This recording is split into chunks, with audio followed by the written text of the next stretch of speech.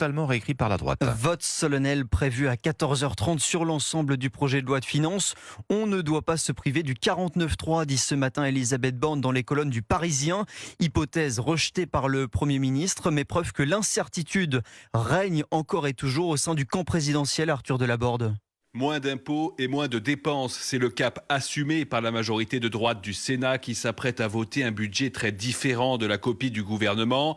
Mais le plus dur commence maintenant. Prochaine étape décisive, la commission mixte paritaire. Rendez-vous prévu à ce stade vendredi. 7 députés, 7 sénateurs. Sur le papier, le bloc central domine. Un accord avec la droite est possible, mais il serait certainement rejeté à l'Assemblée qui a le dernier mot et où aucune majorité ne se dégage.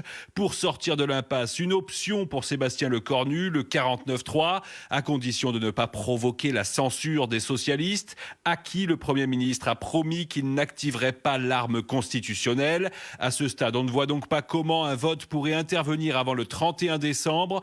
On s'orienterait alors vers la loi spéciale, un texte minimal pour continuer à percevoir les impôts.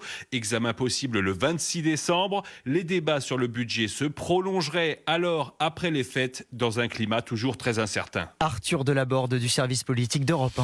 J-9 ce matin avant le réveillon de Noël et le début, Théo, de notre série Europe